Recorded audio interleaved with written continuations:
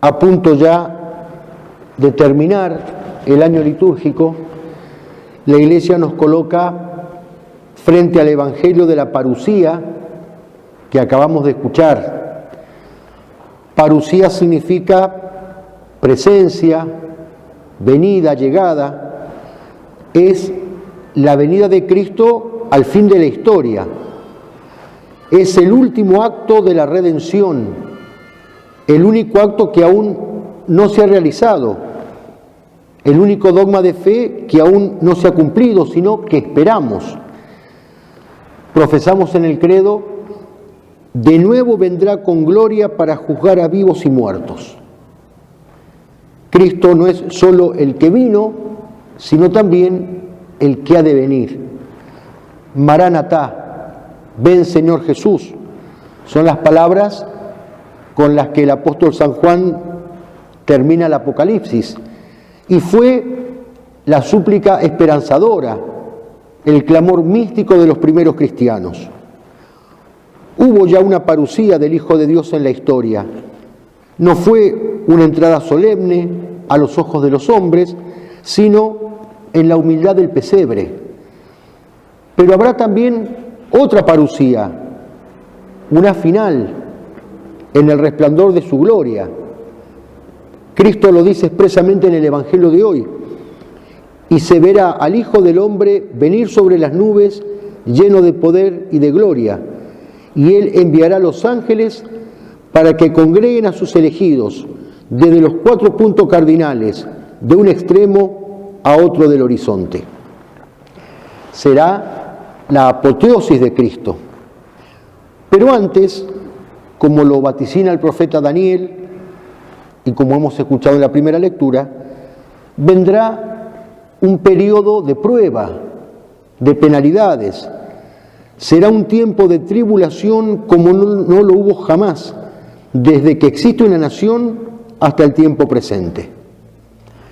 Y el Señor repite lo mismo en el Evangelio: habrá una tribulación tan grande como nunca la hubo desde el comienzo del mundo, ni volverá a haber.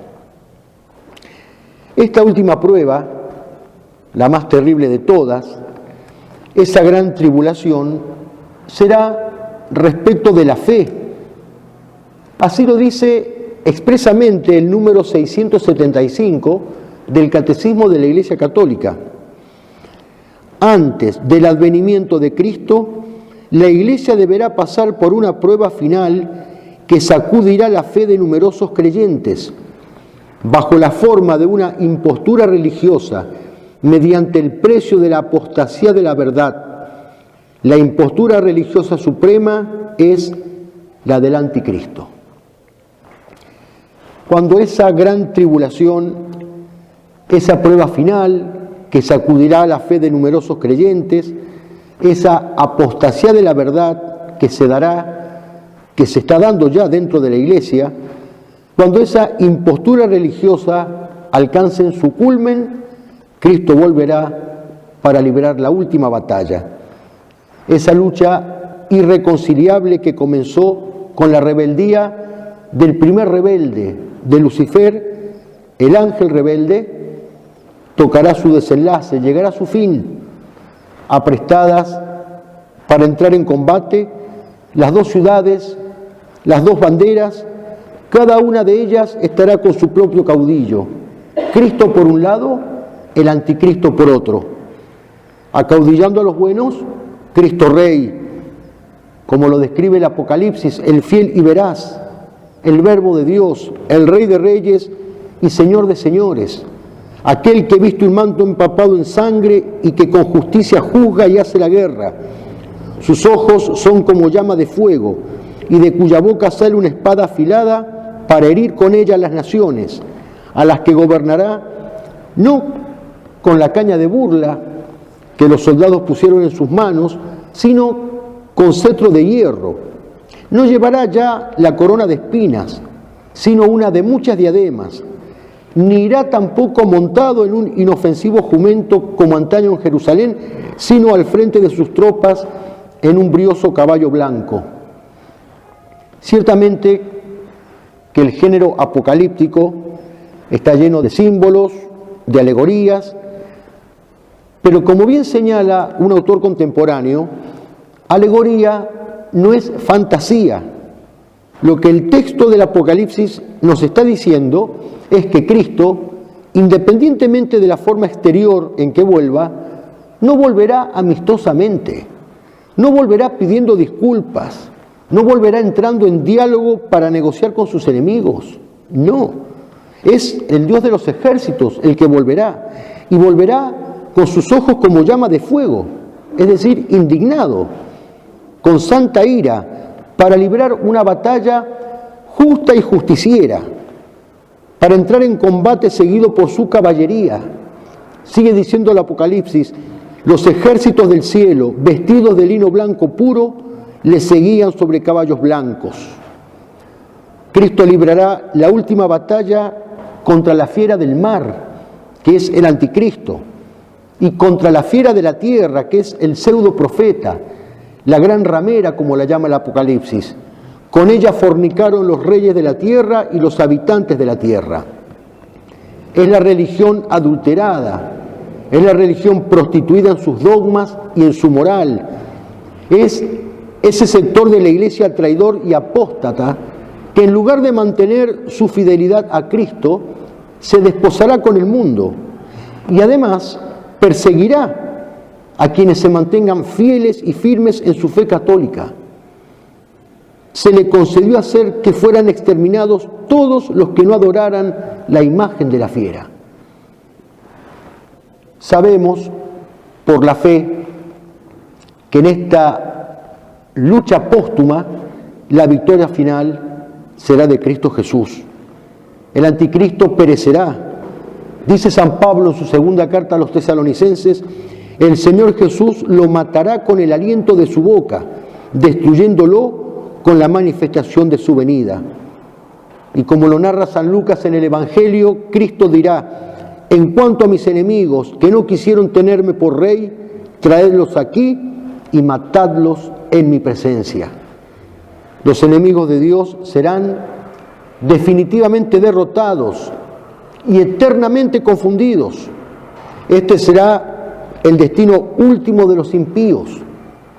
Pueden en esta vida burlarse de Dios, conculcar su ley, sus mandamientos, pueden traficar con la verdad y cambiar la moral, pueden expulsarlo a Jesucristo y destronarlo y perseguir a los que le son fieles, pueden profanar las iglesias, desgraciadamente contando para ello con el silencio cobarde de muchos pastores, pueden abusar de la misericordia de Dios, pueden despreciar la revelación divina que nos enseña que ese Cristo, que es el manso Cordero de Dios señalado por Juan en el Jordán, es también el León de Judá, anunciado por los profetas. Pueden los impíos en esta vida eso y mucho más, pero en aquel día tremendo comprenderán al fin que Dios no se deja burlar. Como escribe San Pablo en su carta a los Gálatas, los invadirá la desesperación y el remordimiento de los condenados. El Señor vencerá al último enemigo, la muerte, y tendrá lugar la resurrección de los muertos, como también lo anuncia el profeta Daniel, que hemos escuchado también en la primera lectura. Los que duermen en el suelo polvoriento se despertarán, unos para la vida eterna y otros para la ignominia, para el horror eterno. Será la hora del juicio, la hora en que el Señor pondrá a los buenos a su derecha y a los malos a su izquierda.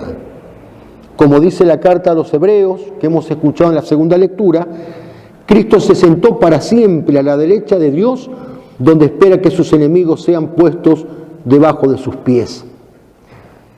En ese día glorioso, concluida la última batalla, terminada ya la guerra, aniquilada la apostasía, disipada para siempre la gran tribulación, la abominación de la desolación anunciada por el profeta Daniel, vencidos definitivamente el demonio, el anticristo y sus huestes, Cristo desmontará de su corcel, avanzará majestuoso, la frente en alto y paso marcial hasta el trono del Padre. A su derecha la reina del buen combate, con el dragón vencido a sus pies. Detrás, los ángeles arcabuceros, acaudillados por San Miguel con su espada flamígera. Y luego, la pusila Grex, ese pequeño rebaño, el invicto ejército de sus súbditos, los redimidos por su sangre, los que lucharon y sangraron por él y con él, los que aguardaron con amor su venida, como dice el apóstol San Pablo, todos los que no adoraron la imagen de la fiera, los que en esta vida no se dejaron seducir por ella, ni siguieron las diabólicas órdenes del pseudo profeta. Comenzará entonces el homenaje eterno de Cristo al Padre para celebrar la eterna victoria, los soldados junto a nuestro Rey. En este penúltimo domingo del año litúrgico, pidámosle a la Virgen nos alcance la gracia de vivir en tensión permanente a la espera de ese día glorioso y triunfal, para que cuando el Señor vuelva al fin de los tiempos, en su caballo blanco, con sus ojos como llama de fuego y su manto empapado en sangre, nos encuentre en el costado limpio de la batalla, bajo su estandarte, el pendón de la cruz, con el corazón palpitante de júbilo, revestidos con la armadura de Dios, la montura bien cinchada y la cabeza erguida, aguardando con impaciencia de eternidad que su voz de mando ordene picar espuelas y seguirlo a galope tendido, el pie firme en el estribo y espada en ristre en la última y más gloriosa carga de caballería, la de la victoria final, la que cerrará la historia para dar comienzo a la eternidad. Que así sea.